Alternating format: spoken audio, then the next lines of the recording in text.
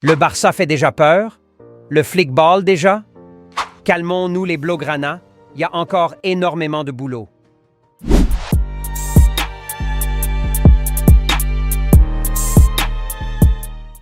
Salut les Couleurs, j'espère que vous allez tous bien.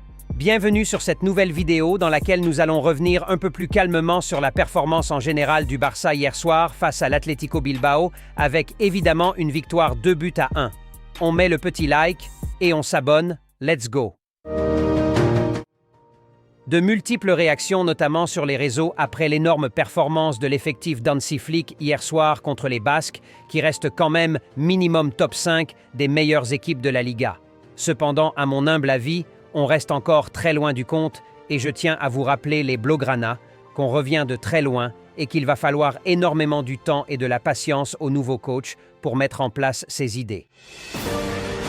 Personnellement, j'ai aussi énormément apprécié la performance des joueurs hier soir, même si tout n'était pas parfait. Il y a évidemment aussi du négatif, mais parlons d'abord du positif.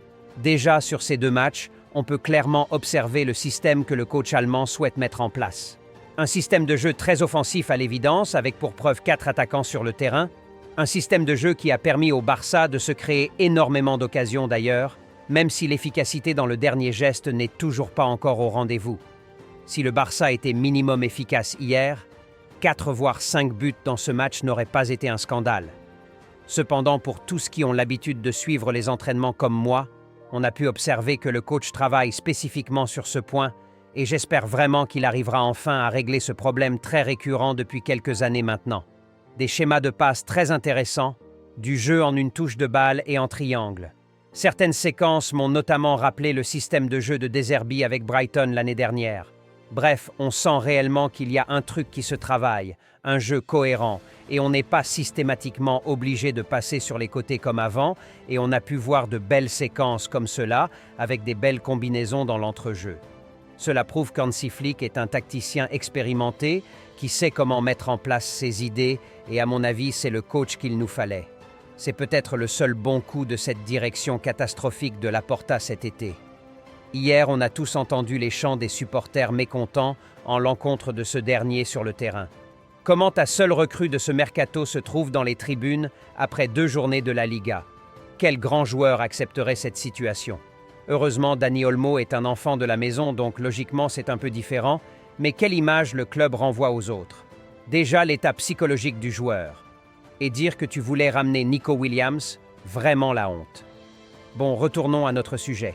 Ce système de jeu d'Hansi Flick n'est pas évidemment sans conséquences, et l'on l'a pu observer hier d'ailleurs dans les transitions défensives. C'est passé contre l'Atlético Bilbao, mais contre une équipe qui va à 2000 à l'heure dans les transitions comme le Real Madrid par exemple, ça peut faire très mal. Le Barça joue tellement haut avec tellement de joueurs à vocation offensive qu'il va falloir être très solide derrière et énormément de générosité des autres dans les replis défensifs. De toutes les manières, c'est ce que demande le jeu intensif d'Hansi Flick, et pour moi, le joueur primordial en défense pour ce système, c'est Ronald Araujo, qui est malheureusement blessé. Un défenseur puissant et surtout très rapide qui peut couvrir les espaces dans son dos.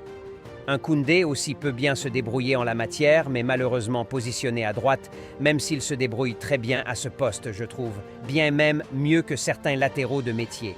Bref, avec un Araujo derrière, j'aurais été plus tranquille avec ce système de jeu très offensif, mais il va falloir faire sans l'Uruguay au moins pour cette moitié de saison. La seule alternative serait celle mentionnée plus haut, défendre en collectif, des efforts répétés de tous les joueurs, de la générosité collective et un pressing bien coordonné pour récupérer au plus tôt le ballon. Si le coach réussit, et on espère bien, à instaurer cela, ce Barça fera très peur et ira très loin cette saison, car nous disposons tout simplement des individualités nécessaires pour. Une bonne équipe, c'est des individualités au service du collectif, et une fois cela instauré les Blaugrana, on connaîtra enfin le bonheur. Tout ce qu'il nous faut actuellement, c'est de la modération et énormément de patience. Ne pas s'enflammer après une victoire ni après une défaite, car évidemment les défaites, il y en aura sans souhait. Va falloir alors tout prendre avec recul et apprendre de nos erreurs passées. Plus qu'une club, les Blaugrana, on like, on s'abonne, ça fait plaisir. Visca Barça et Visca Catalunya.